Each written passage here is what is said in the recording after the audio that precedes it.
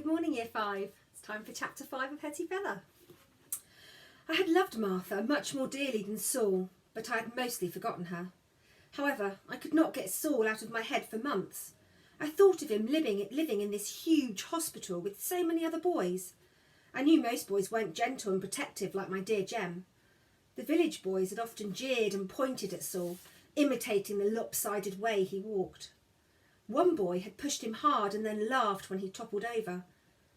I thought of all the Foundling boys laughing and pointing and pushing Saul, and my eyes brimmed with tears. Then I thought of all those boys mocking Gideon in turn. My fists clenched. I resolved to fight anyone who dared hurt my special brother. I was certain they would not dare hurt me. I was famous for my temper in the village. I might be the smallest, but I was always the fiercest in any scrap.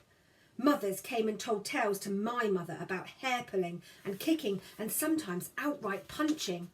Poor mother was mortified. She tried reasoning with me, but I reasoned back. They called me names, Mother. Half-pint and Ginger and Runt. I said my name was Hetty and they just laughed, so I hit them and they stopped. Jesus said turn the other cheek, said Mother. Maybe Jesus wasn't teased the way I was, I thought hard, trying to remember the Bible stories I heard at Sunday school. God said an eye for an eye and a tooth for a tooth, I declared, imitating the solemn, holy tone of the Sunday school teacher. I hoped it would make Mother laugh. I knew I was in danger of yet another paddling. This suddenly started up a new fear. Do they punish the children at the hospital, Mother? Not if they're good girls and boys, Mother said. This was not reassuring. I thought hard. Is that why they're there? Because they're bad? No, it's because their own mothers can't look after them, said Mother. Why can't they? I asked. Mother sighed. There was never such a girl for questions. You make my head ache, Hetty. Please tell, Mother. Well, dear, some ladies have babies and they can't look after them, said Mother. Why can't they? I persisted. Perhaps they're very poorly, or they haven't got a dear husband like Father to give them a proper home. The ladies don't want to go into the workhouse. Mother whispered the word and shuddered. So they take their babes to the Foundling Hospital. Do they cry when they say goodbye? I'm sure they cry a good deal, said Mother. Did my first mother cry? I'm sure it fair broke her heart to part with you, Hetty, said Mother. Why can't I go and live with that mother now, Mother, instead of being sent back to this hospital? I don't need looking after. I can earn money. I could sing and dance so that people throw pennies at me. You can't carry a tune to save your life, Hetty, so maybe they throw tomatoes, said Mother. No, dear, you don't belong to your mother now. You belong to the Foundling Hospital. I did not want to belong to an institution. I wanted a mother. I crept off by myself, squeezing into the tiny space at the back of the pigsty and the privy. It was private because everyone else was too big to squeeze through the gooseberry bushes and brambles to sit there. I wasn't comfortable because there were nettles and it smelled bad, but I didn't care. I pulled my skirts down over my bare legs, put my head on my knees and wept. After a long time I heard them shouting for me.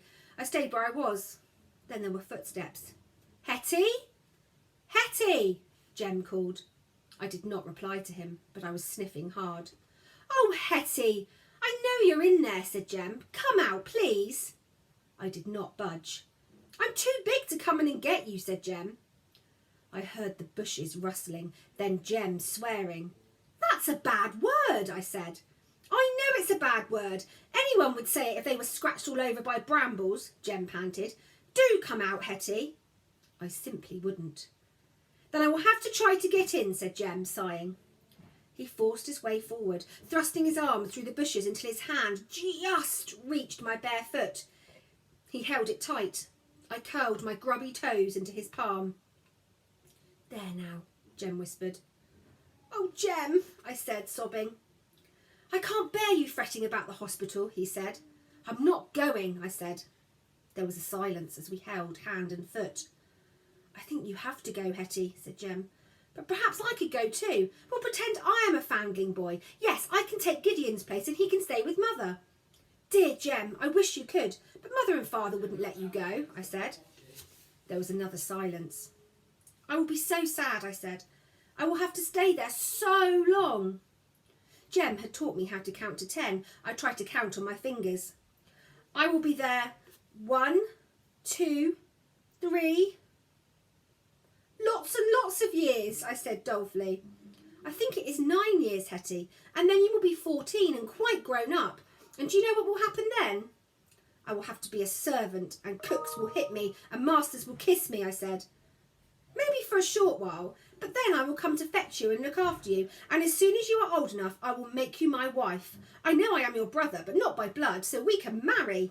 We will have our own cottage and work on the farm, and you will keep house and look after our babies.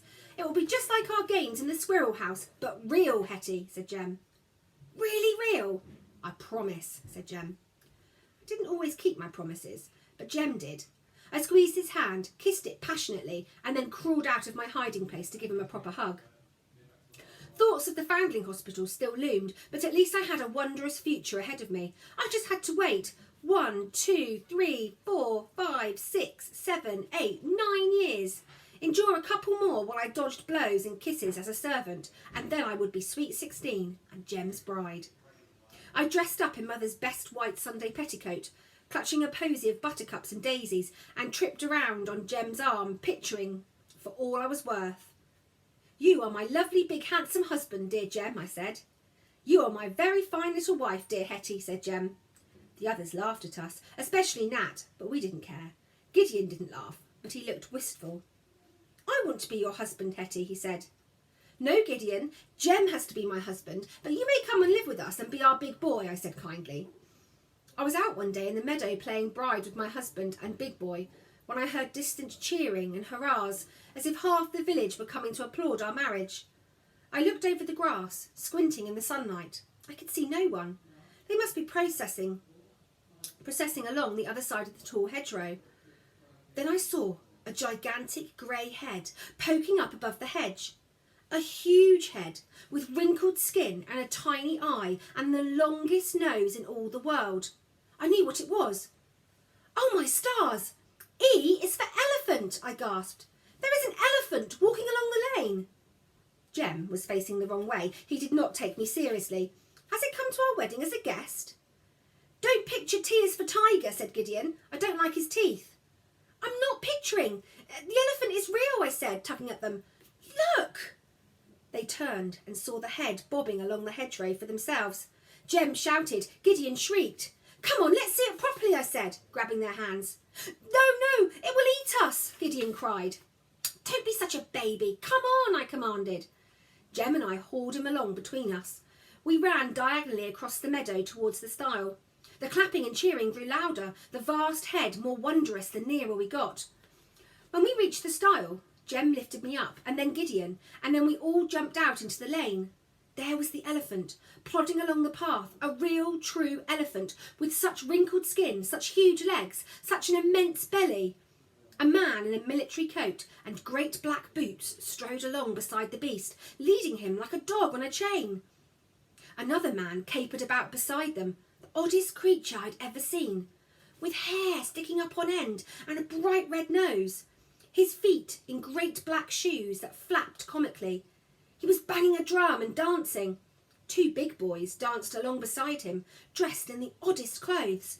Sparkly silver shirts and very short breeches and white tights.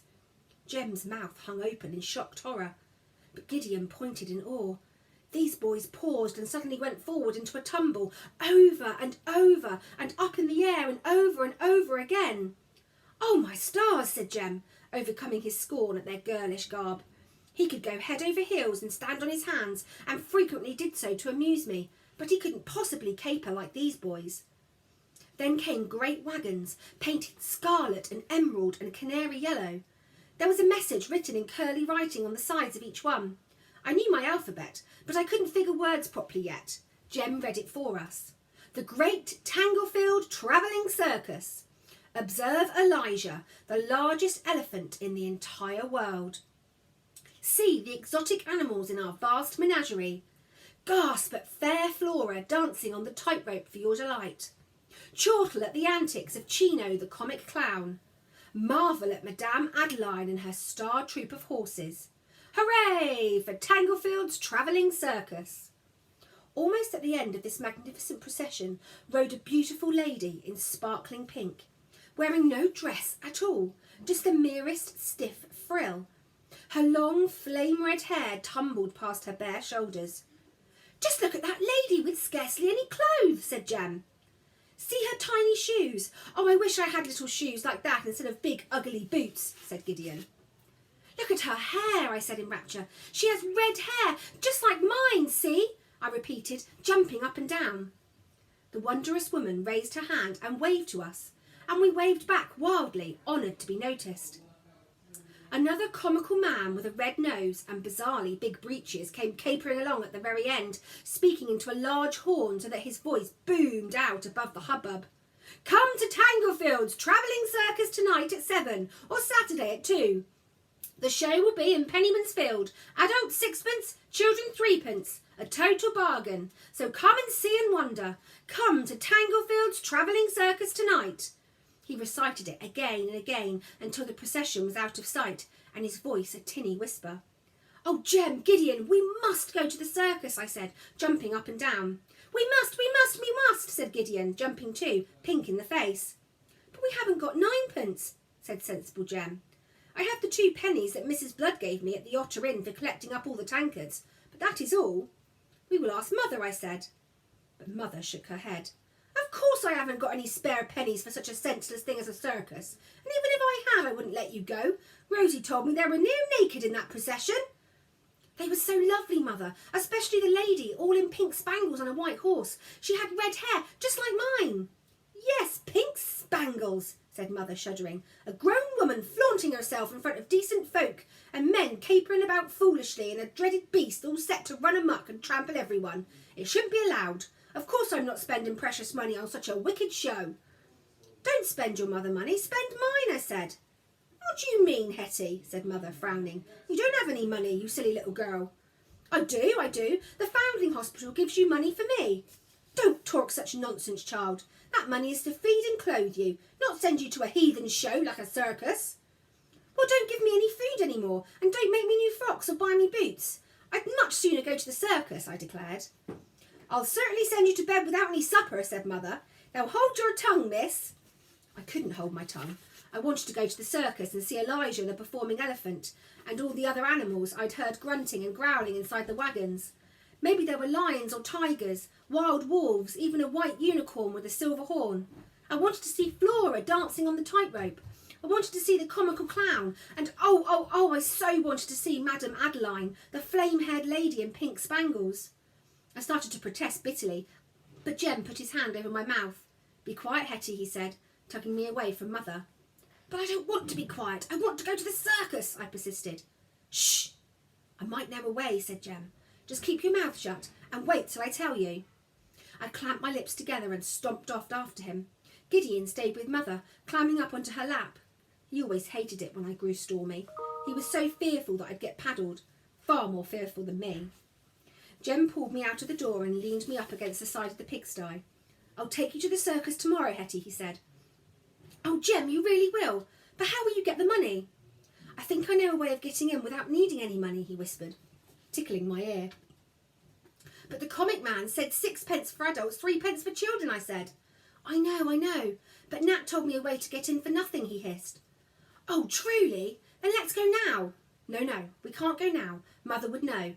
This is a bad secret way, Hetty. We will get into terrible trouble if we are caught," Jem said, looking wretched. "Perhaps we shouldn't try. I should set you a good example." "Oh, no, we must go. I don't care if we do get into trouble. I want to go to the circus so badly, Jem." "I know, and so do I," said Jem. "And Gideon does too," I said.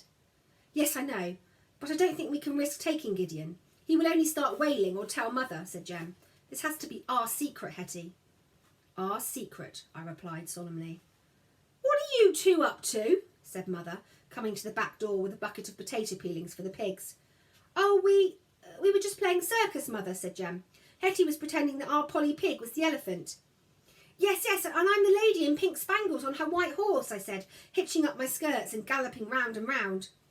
Mother sniffed. "No more talk of circuses, you silly pair. Hetty, you feed that pig, and Jem, you run off onto the top field to see if father needs a hand with the horses. Yes, mother, said Jem, rushing off. Yes, mother, I said too, taking the bucket of peelings. Here, Elijah Elephant, eat up. You need to grow a long wavy trunk, I said, patting our pig on her snub nose. Oh, Hetty, you and your picturing, said mother. Still, at least you've stopped pestering. You can be a good little lass when you really try hard. I fidgeted under mother's warm gaze because I was intent on being as bad a little lass as I possibly could. I held my tongue obediently that evening, though Gideon talked non-stop about the circus. He pranced about the table, twirling round and pointing his toes, till father groaned and gave him a prod. Stop that silly flouncing nonsense, lad. Gideon's face crumpled and he crouched in a heap onto the rag rug. He was only dancing, father, like the circus folk, I said. Boys don't dance, father said firmly. I opened my mouth to tell him we'd seen the circus boys dance and tumble head over heels and do handstands, but Jem gave me a nudge. It was never a good idea to contradict father. Boys, march like soldiers, father said. Show him, Jem. Watch me, Gideon. Left, right, said Jem, striding about and swinging his arms. Gideon stumbled along limply, unable to tell his left from his right. I don't want to be a soldier, he said miserably when we climbed into bed that night. I want to be a circus boy. I want to be a circus girl, just like the lady in pink spangles, I said. Oh, I wish we could go to the circus, said Gideon. I bit the thumb I was sucking. I badly wanted to take Gideon with me the next day. But I knew Jem was right. He would blurt everything out to mother, to father, to Rosie, to the whole family, even to the pig beside the privy. Whereas I knew how to keep my mouth shut when necessary. See you tomorrow, Year 5.